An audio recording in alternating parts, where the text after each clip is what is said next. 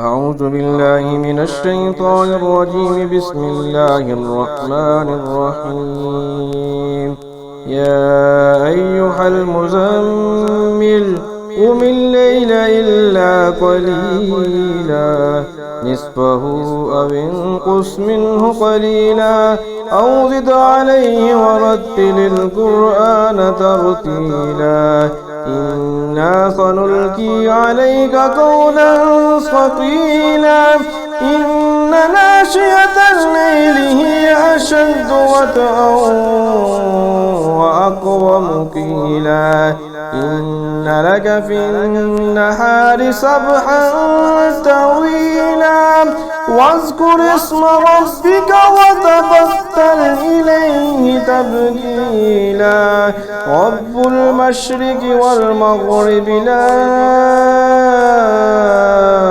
إله إلا هو فاتخذه وكيلا واصبر على ما يقولون واهجرهم حجرا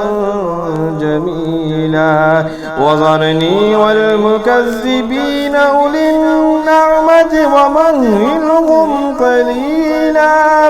إن لدينا أنكالا وجحيما وطعاما ذا غصة وعذابا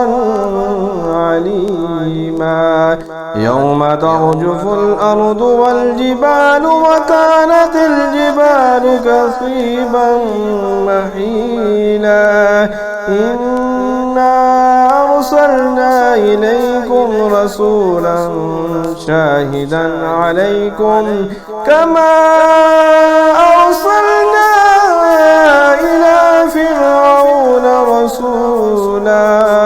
فعصى فرعون الرسول فأخذناه أخذا وبيلا فكيف تتقون إن كفرتم يوما يجعل الولدان شيبا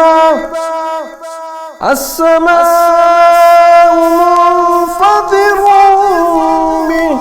كان وعده مفعولا إن هذه تذكرة فمن شاء اتخذ إلى ربه سبيلا إن ربك يعلم أنك تقوم أدنى من ثلثي الليل ونصفه وثلثه وطائفة من الذين معك والله يقدر الليل والنهار علم أن لن تحصوه فتاب عليكم فاقرؤوا ما تيسر من القرآن علم أن سيكون منكم مرضى وآخرون يضربون في الأرض يبتغون من فضل الله وآخرون يقاتلون في سبيل الله فاقرؤوا ما تيسر منه وأقيموا الصلاة وآتوا الزكاة وأقرضوا الله قرضا حسنا وما تقدموا لأنفسكم من خير